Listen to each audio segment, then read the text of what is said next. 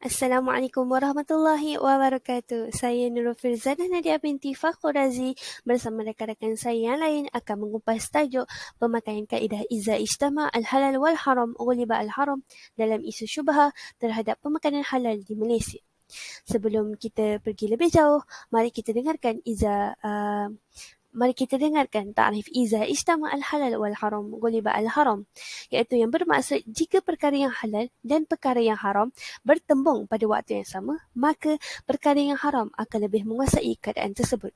Hal ini bermaksud perkara halal dan perkara yang haram itu apabila bercampur, maka akan dihukumkan sebagai perkara yang haram. Okey, persoalannya mengapakah perkara haram itu sendiri lebih dominan daripada perkara yang halal. Hal ini kerana sudah tentu kita mengetahui bahawa perkara haram itu memiliki kesan dan impak yang negatif, yang buruk bagi pengguna secara nyata ataupun tersembunyi. Assalamualaikum warahmatullahi wabarakatuh. Saya Nur Sofia Zahra binti Supian, nombor matrik U2003541. Hari ini saya akan menyambung pembentangan berkaitan dengan kaedah-kaedah asas dalam kaedah fiqh. Kaedah-kaedah fiqh adalah ilmu yang berkaitan dengan hukum-hukum bagi kaedah umum yang merangkumi seluruh cabang bagi setiap masalah fiqh. Jadi kaedah fiqh ini merupakan cara untuk kita menentukan hukum itu, sama ada hukum itu terdapat dalam nas ataupun tidak. Dia terdapat 5 kaedah fiqh yang paling asas, iaitu yang pertama al-umur bi maqasidiha, setiap perkara adalah berdasarkan niat. Al-yaqinu la yuzal bisyak, keyakinan tidak boleh dihilangkan oleh keraguan. Ad-darar yuzal, kemudaratan mesti dihindarkan. Al-masyaqqatu tajlibu taysir, kesulitan membawa kemudahan. Dan al-adatu mahkamah, adat menentukan hukum. Okey, seterusnya kita akan pergi kepada sandaran kaedah Iza Ijtama Al-Halal wal-Haram Ghuliba Al-Haram. Okey, hadis tentang kaedah ini adalah ma ijtama al-halal wal haram ila ghuliba al-haram al-halal. Terdapat perbezaan pendapat tentang kefahaman antara para ulama berkaitan tentang kaedah ini. Hal ini kerana terdapat kelemahan dalam kaedah tersebut dan sebahagian daripada mereka mempersoalkan kesahihannya. Jadi perbahasan antara para ulama tentang status hadis ini menunjukkan bahawa hadis tersebut tidak diketahui asal-usulnya. Menurut Al-Hafiz Abu Al-Fadl Al-Iraqi, hadis ini diakui lemah oleh Al-Subki kerana hadis ini diriwayatkan oleh seorang yang lemah, iaitu Jabir Al-Ja'fi, dan periwayatan hadis ini adalah dalam bentuk terputus sanad. Seterusnya, terdapat kaedah yang berlawanan bagi kaedah Iza Ijtama Al-Halal wal-Haram Ghuliba Al-Haram, iaitu Al-Haram la yuharrimul halal, yang bermaksud perkara haram tidak mengharamkan yang halal, yang mana disebut dalam Al-Ashbah. Okey, kaedah tersebut tertulis dalam riwayat Ibnu Umar, dalam Sunan Ibnu Majah dan Darul Qutni. Okey, terdapat dalil yang kedua menyebutkan tentang kaedah Iza Ijtama Al-Halal wal-Haram Ghuliba Al-Haram, iaitu faman ittaqa asyubhat istabra lidinihi wa ardihi wa man waqa'a fi syubhat waqa'a fil haram, iaitu bermaksud sesiapa yang menjauhi perkara syubhah, sesungguhnya dia telah membersihkan agamanya dan kehormatan dirinya, dan barang siapa yang terdedah dan melakukan perkara syubhah itu akan terdedah kepada perkara yang haram. Seterusnya, mari kita lihat kepada syarat beramal dengan kaedah Iza Ijtama Al-Halal wal-Haram Ghuliba Al-Haram, iaitu yang pertama, kekaburan yang berlaku tidak dapat dihilangkan. Yang kedua, keseimbangan dalam perkara halal dan juga perkara yang haram. Jika antara perkara halal dan perkara yang haram itu ada yang lebih kuat, maka yang lebih kuat itulah yang harus didahulukan. Seperti perkara haram lebih kuat daripada perkara halal, maka hukumnya adalah haram. Yang ketiga, tidak boleh menjadi perkara wajib jika perkara halal berkait dengan perkara tersebut. Jika ia berkait dengan perkara yang wajib, mestilah diutamakan perkara yang wajib berbanding perkara yang haram. Sebagai contoh, mayat orang Islam dan mayat orang kafir bercampur, maka mayat orang Islam itulah perlu disolatkan dan dimandikan. Seterusnya, akan disambungkan kepada rakan saya. Dan seterusnya, takrif syubhat Iza Ijtama Al-Halal wal-Haram Ghuliba Al-Haram. Seterusnya, takrif syubhat menurut Imam Ghazali di mana adanya 3 perkara itu merupakan sifat kategori yang membawa makna positif bahawa makanan halal ini pentingnya kerana membawa kebaikan iaitu cahaya kebenaran diri. Di mana kita tahu bahawa makanan yang haram ini membawa kepada kegelapan. Seterusnya, perkara yang kabur disebabkan berlakunya pelanggaran antara dua pegangan, di mana yang timbul daripada dua bukti atau sebab, iaitu dalil ataupun nas, di mana iaitu penafsiran daripada taklid ini terbagi. Bagi merumuskan perkara berkaitan iaitu ada pun yang boleh dirumuskan kepada berikut. Terbagi ada 4, iaitu perkara yang meragukan, dan keraguan itu kuat kerana ia telah wujud daripada asalnya lagi. Dan ketiga, pertemuan bukti iaitu dalil dan nas yang tadi nazarkan tadi. Dan pelanggaran antara tanda yang bersama alamat-alamat itu. Hal ini kerana kita tahu bahawa syubhah disebabkan oleh beberapa kesan yang membawa kepada keraguan, bahkan jutaan tanya apabila terdapat dua bukti di mana adanya andaian iaitu dalil yang bercanggah. Disebabkan itulah timbulnya keraguan ataupun syak wasangka yang lebih terperinci, di mana adanya dalam sesuatu perkara itu yang dapat disokong oleh bukti dan ditangani, bahkan tindakan yang di mana adanya ketakutan iaitu keraguan dan sebagaimana yang harus dielakkan. Seterusnya, aplikasi kaedah al-ihtiyat dalam perkara syubhah ada 3. Yang pertama, masalah mencampurkan adalah mencampurkan dalam apa jua pun yang mana iaitu hissi iaitu fizikal ataupun maknawi iaitu bukan fizikal. Kita tahu bahawa apabila berlakunya pencampuran tak kira hissi ataupun maknawi, kita akan adanya berlakunya perselisihan dalam nas atau dalil. Yang kedua, permasalahan yang dikenali sebagai ijtibah ini kerana percanggahan antara keduanya di mana dapat dalil yang bertentangan daripadanya dan amat berbeza. Di mana yang kita ketahui juga kerana kita tahu lebih menekankan sisi harus yang muncul, dan bagi ijtibah itu ialah diisytiharkan haram bagi yang lain-lain. Dan yang ketiga dalam kaedah al-ihtiyat ini merupakan kita tahu bahawa permasalahan ragu ini di dalam untuk menetapkan status sesuatu yang suci daripada perkara yang berkaitan dengan najis ataupun undang-undang. Hal ini kerana kita tahu bahawa hukum yang salah kerana tiada nas atau penghalaan nas itu yang berkaitan ataupun yang berbeza itu kerana ia telah dalam konteks yang terlalu umum. Dalam takrif dan konsep syubhah juga iaitu telah menentukan iaitu adanya kaedah penentuan syubhah menurut Imam Ghazali lagi, di mana menurut Imam Al-Ghazali iaitu kesamaran apabila kita telah mengaplikasi kekuatan zan dan dapat dihapuskan. Zan itu merupakan tekanan yang kuat yang berfungsi untuk menghilangkan kekaburan iaitu kesamaran. Jadi apabila berlakunya zan kuat ini, kebiasaan pada sesuatu ini kerana penyebaran sesuatu seperti pakaian yang telah dipakai oleh orang bukan Islam, pada kelazimannya terdapat percampuran najis, maka makanan tidak halal, air tangki diminum oleh haiwan seperti anjing dan kucing biasa yang minum. Malah mangkuk makanan orang kafir pun kerana kebiasaannya makan makanan yang tidak halal dan najis. Jadi sebabkan itulah Imam Al-Ghazali ini telah membahagikan zat yang kuat ini kepada dua bahagian, iaitu kebergantungan kekuatan zat ini pada alamat ataupun tanda yang merujuk kepada perkara yang dilakukan. Dan yang kedua, zat yang kuat ini tidak bergantung kepada bukti iaitu dalil ataupun nas kerana ia tidak mengubah hukum asal pada isu yang dipersoalkan. Contohnya di sini yang telah diberikan iaitu meragui kebersihan bekas makanan atau minuman orang yang tidak beriman iaitu kafir. Secara jelasnya, keraguan tersebutlah disebabkan oleh makanan yang haram iaitu najis. Akan tetapi ia telah diputuskan untuk kekal bersih dan boleh digunakan selagi tiada najis yang jelas terlihat pada bekas makanan dan minuman tersebut. Dan itu sahaja daripada saya. Bismillahirrahmanirrahim. Saya Nur Insyirah binti Kamaruzzaman, bernombor matrik 17199373.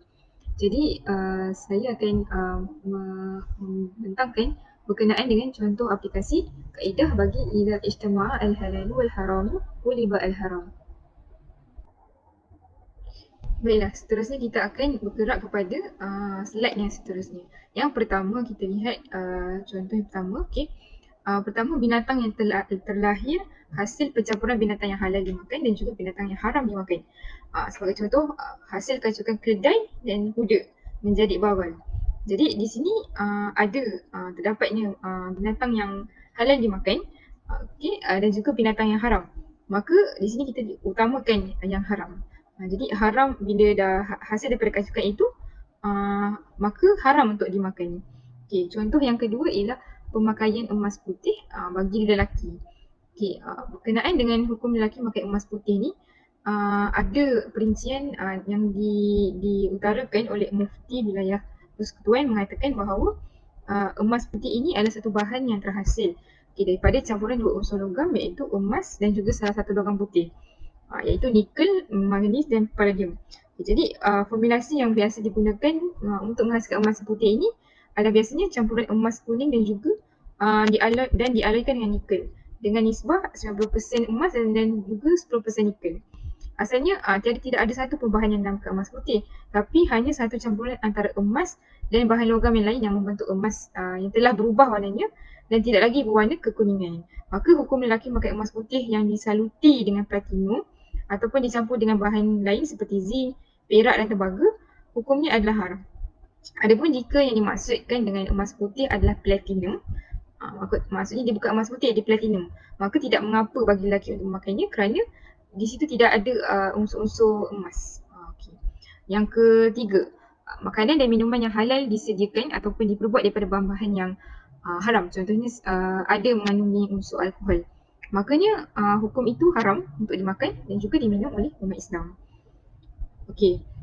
Yang keempat kita lihat ialah contohnya jika seseorang yang berada dalam keadaan dia berjunub, seperti wanita yang dia sedang haid, dia nak baca Quran dengan niat untuk dia nak baca. Okey, niat untuk membaca Quran tu sendiri waktu dalam keadaan haid tu menurut ulama adalah haram. Okey, yang kedua dia nak berzikir, dia baca Quran tu dengan niat dia nak berzikir. So dengan niat berzikir tu pendapat ulama mengatakan dibenarkan. So bila dia bergabung dua niat dengan dia nak membaca Quran dengan juga berzikir sekaligus, maka hukumnya adalah diharamkan. Okey, seterusnya yang terakhir ialah sekiranya bercampur di antara haiwan sembelihan orang muslim dan juga orang musyrik, maka hukumnya adalah haram untuk dimakan. Baiklah, seterusnya kita pergi kepada contoh-contoh pengecualian daripada kaedah umum. Idza ijtama'a al-halalu wal haramu ghuliba al-haram. Baiklah, seterusnya kita lihat kepada contoh-contoh pengecualian daripada kaedah umum tersebut. Okey, pertama, kita lihat kitab Al-Quran boleh dibawa dan diusung bersama barang-barang lain apabila kuantiti Al-Quran itu lebih sedikit daripada barang-barang lain. Seperti buku-buku yang apabila kuantitinya adalah lebih banyak. Okey.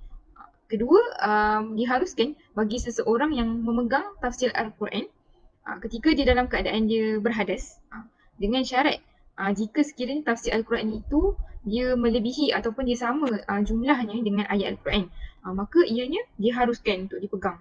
Tapi sebaliknya, jika tafsir Al-Quran itu dia sedikit, kuantitinya lebih sedikit daripada jumlah ayat Al-Quran, maka ianya adalah haram menurut pendapat yang sah di kalangan mazhab Syafi'i. Okey, baiklah, yang ketiga, penggunaan hand sanitizer ketika melakukan solat. Okey, menurut dalam muzakarah Jawatankuasa Fatwa Majlis Kebangsaan mengatakan bahawa hand sanitizer adalah tidak najis dan dia boleh digunakan ketika hendak menunaikan solat.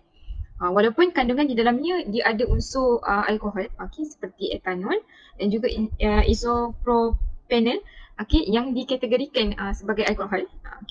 Tapi namun muzakarah memutuskan bahawa bukan semua alkohol itu dia mengandungi unsur arak. Jadi kita tahu bahawa alkohol ini diperbuat daripada arak kan. Jadi arak itu adalah haram, tapi bagi alkohol yang bukan diperbuat daripada arak, hukumnya tidak najis dan diharuskan penggunaannya. Tetapi haram untuk diminum seperti alkohol yang mengandungi campuran bahan kimia lalu dihasilkan menjadi barangan kosmetik. Maka diharuskan kerana ianya adalah bukan najis. Dalam perbincangan dalam isu-isu fiqh halal dan haram semasa, ulama dia ada perbezaan pendapat lah tentang sifat alkohol ini. Ada yang mengatakan hukum alkohol itu najis dari sifat ainnya, tapi pendapat yang lain mengatakan ianya najis dari sudut maknawi. Bererti tak boleh dibuat minum kerana perkara itu merupakan sifat yang kotor seperti barang dadah dan juga seumpamanya. Okey, yang keempat ialah status pendapatan hasil daripada pekerjaan yang bercampur di dalamnya antara perkara yang halal dan juga yang haram. Okey, dihukumkan makruh apabila seseorang pekerja itu diterima gaji hasil daripada pekerjaan yang kita tahu halal ke haram. Hal ini kerana timbul kesukaran untuk orang tu dia nak tentukan bagaimana yang betul-betul haram dan bagaimana yang betul-betul halal. Tapi walau bagaimanapun wajib untuknya pekerja itu dia berusaha untuk mengenal pasti bahagian harta yang haram dan mensucikannya dengan cara Pertama, dia boleh mensucikannya dengan cara dia nafkahkan untuk kegunaan umat Islam, ataupun dengan cara dia bagi duit tu pada Baitul Mal. Ataupun sebagai alternatif lain, dia boleh juga mengelak dia nak keluar daripada perkara syubhat tu, dia pilihlah pekerjaan yang dia dapat tahu, dia dapat tentukan yang pekerjaan itu betul-betul halal. Okey, yang terakhir ialah pakaian baju kapas lelaki Muslim yang ditenun ataupun disulam daripada benang sutera yang lebih sedikit nisbahnya berbanding kapas ataupun sama dengan nisbah kapas. Jadi menurut pendapat yang sah di kalangan mazhab Syafi'i, baju kapas lelaki Muslim yang ditenun ataupun disulam daripada benang sutera itu, jika benang sutera itu dia lebih sedikit nisbahnya berbanding kapas ataupun dia sama dengan nisbah kapas, maka ianya diharuskan untuk dipakai. Okey. Okey, saya kembali menyambung pembentangan iaitu berkaitan dengan isu perbahasan berkaitan syubhah. Syubhah ni merupakan satu hukum yang tak dapat dipastikan tentang kehalalan dengan keharamannya. Jadi terdapat pelbagai jenis makanan yang menggunakan pelbagai bahan yang berasaskan tumbuhan, haiwan atau bahan-bahan tiruan yang diragui kehalalannya. Okey, isu pertama yang kami bawakan adalah makanan kesihatan yang dicampurkan dengan tanduk rusa yang diambil ketika masih hidup. Makanan kesihatan yang berasaskan tanduk rusa ni dah dikomersialkan dekat Malaysia secara meluas disebabkan khasiat dia yang banyak seperti meningkatkan kecekapan fungsi paru-paru bagi pesakit asma dan mengawal tekanan darah. Jadi hukum bagi kaedah pemotongan tanduk rusa yang dijadikan sebagai makanan kesihatan dalam masyarakat ni menimbulkan kekeliruan berdasarkan hadis Nabi SAW yang bermaksud apa-apa yang dipotong dari haiwan ternakan dalam keadaan ia masih hidup maka ia adalah bangkai. Jadi menurut Al-Khattabi, ia mengatakan bahawa bahagian tersebut adalah menjadi bangkai sekiranya dipotong ketika masih hidup, termasuk juga dengan bahagian badan haiwan yang terkena senjata perburuan atau digigit anjing menyebabkan bahagian tersebut terputus dari badan ketika masih hidup. Jadi hal ini menyebabkan anggota badan yang bersambung dengan badan termasuk bulu merupakan bahagian yang dianggap sebagai bangkai. Jadi menurut Al-Shawkani, bahagian tersebut adalah dianggap najis dan haram dimakan. Terdapat juga perselisihan pandangan menurut Zuhaili iaitu menurut para fuqaha mazhab Hanafi dan Zahiri yang hukumnya adalah tidak najis dan harus dimanfaatkan. Manakala menurut pandangan mazhab Maliki, Syafi'i dan Hanbali hukumnya adalah najis. Okey, kita beralih kepada keputusan Fatwa Mufti Terengganu 2001. Keputusan Mesyuarat Jawatankuasa Fatwa Negeri Terengganu yang tak diwartakan pada 25 Februari 2001 bersamaan 1 Zulhijjah adalah mesyuarat bersetuju bahawa tanduk rusa yang dikerat ketika rusa masih hidup adalah suci iaitu tidak najis, oleh itu ia harus dimanfaatkan. Menurut Dr. Haji Zulkifli bin Muda menyatakan, nas fatwa yang dikeluarkan oleh Jabatan Mufti Terengganu adalah ringkas tanpa dalil dan hujah disebabkan keputusan diputuskan berdasarkan pandangan ahli Jawatankuasa Mufti Terengganu dalam mesyuarat fatwa itu dan pandangan tersebut tidak akan diubah disebabkan tanduk rusa itu dianggap seperti bulu haiwan dan kuku yang tak menyakitkan apabila dipotong dan bersifat keras. Selari juga dengan pandangan Mufti Wilayah Persekutuan iaitu Sahibul Samahah Dr. Zulkifli Muhammad Al-Bakri yang menyatakan bahawa hukum tanduk tidak tepat untuk dikiaskan dengan daging haiwan disebabkan pemotongan tanduk rusa itu dilakukan ketika hidup dan hanya menyebabkan kesakitan yang sangat sedikit. Maka tanduk rusa itu halal untuk dimanfaatkan dan dikira sebagai anggota yang bersih. Oleh itu kita ni sebagai seorang Muslim hendaklah menitik beratkan aspek hukum melibatkan halal haram sesuatu bahan yang digunakan sebelum menjadikan sesuatu makanan kesihatan itu sebagai makanan tambahan harian kita. Jadi menggunakan tanduk rusa adalah halal dan harus berdasarkan kecenderungan para sarjana Islam kontemporari. Saya akan menyambung pembentangan. Nama Nur Akilah binti Muhammad Saluddin 171997092. Saya akan membentangkan bahagian isu pembahasan iaitu mengenai daging kutu. Daging kutu bermaksud menghasilkan daging menggunakan sistem atau tisu yang diambil dari haiwan lain, yang mana penghasilannya adalah di luar badan haiwan menggunakan kaedah bioteknologi. Ianya dibiarkan di dalam media khas yang mengandungi segala nutrien dan tenaga di dalam bekas yang khusus. Hukum daging kutu adalah halal kerana secara asas setiap makanan adalah halal melainkan apa yang telah ditetapkan haram oleh syarak. Namun ia perlu menepati beberapa garis panduan iaitu ada 3. Garis panduan yang pertama yang perlu diikuti adalah sumber penghasilan daging kutu hendaklah diambil dari haiwan yang halal dimakan dengan berpandukan kaedah-kaedah yang telah ditetapkan oleh syarak. Yang mana tisu atau sistem itu diambil dari haiwan yang diklasifikasikan halal oleh syarak dan mestilah ia disembelih berdasarkan firman Allah SWT surah Al-Ma'idah ayat 5 yang bermaksud pada masa ini dihalalkan bagi kamu memakan makanan yang lazat-lazat serta baik-baik dan makanan sembelihan orang-orang yang diberikan kita itu adalah halal bagi kamu dan makanan sembelihan kamu adalah halal bagi mereka. Tidak salah kamu memberi makan kepada mereka. Itu juga dalam surah An-Nahl ayat 66. Seterusnya yang kedua ialah dilihat dari segi keadaan haiwan tersebut. Mestilah sistem atau tisu yang diambil dari haiwan yang mati dan ia disembelih mengikut syarak. ianya menjadi haram sekiranya diambil dari haiwan yang masih hidup ataupun mati tetapi tidak disembelih. Berdasarkan hadis yang diriwayatkan oleh Abu Waqi' bin Al-Layth, Nabi Muhammad SAW bersabda, maksudnya sesuatu yang terputus daripada haiwan ternakan ketika ia hidup, maka ia, iaitu anggota yang terputus itu adalah bangkai. Imam Khatib Asy-Syirbini di dalam karyanya berkata, sesuatu yang terpisah daripada haiwan selepas kematiannya, ianya dihukum seperti hukum bangkai tanpa syak. Garis panduan kedua adalah pengambilan tisu ataupun sistem tersebut hendaklah bukan daripada bahagian yang najis dari haiwan seperti darah ataupun tinja. Pengambilan itu mestilah pada bahagian yang bukan najis. Seandainya diambil pada bahagian yang najis, ianya dihukum haram. Tak kiralah sama ada haiwan itu halal ataupun tidak, disembelih ataupun tidak. Ini berdasarkan firman Allah SWT dan surah Al-Ma'idah ayat 3 yang bermaksud diharamkan kepada kamu memakan bangkai binatang yang tidak disembelih dan darah yang keluar mengalir dan daging babi termasuk semuanya. Yang kedua ialah pengambilan tisu ataupun sistem dari haiwan laut dibenarkan kerana ia dikategorikan sebagai haiwan yang halal dimakan bangkainya dan tidak perlu disembelih. Firman Allah SWT di surah Al-Ma'idah ayat 96 yang bermaksud dihalalkan bagi kamu binatang beruang laut, makanan yang didapati dari laut sebagai bekalan bagi kamu untuk dinikmati kelazatannya dan juga bagi orang-orang yang dalam pelayaran. Garis panduan terakhir iaitu yang ketiga, mestilah dipastikan dari sudut keselamatan penggunaannya. Seandainya ia adalah sesuatu yang mendatangkan kemudaratan, maka hukum makan daging kutu itu adalah diharamkan. Kerana syarak amat mementingkan untuk menjaga nyawa. Sebagaimana hadis yang diriwayatkan oleh Ubadah bin Samit radhiyallahu anhu bahawa Nabi Muhammad SAW memerintah la darara wala dirar, tidak boleh mendatangkan kemudaratan dan memberi kemudaratan. Riwayat Ibnu Majah. Dapat dikaitkan dari isu daging kutu ini dengan konsep iza ijtama'a halal wal haram wal abad al haram ini adalah kerana walaupun haiwan yang diambil tisu atau sistem itu halal statusnya, tetapi diambil pada bahagian yang tidak sepatutnya, iaitu bahagian yang najis seperti darah atau tinja ataupun ianya tidak disembelih, maka ia menjadi haram untuk dimakan. Pencampuran ini tidak dibenarkanlah kerana ia menimbulkan syubhah.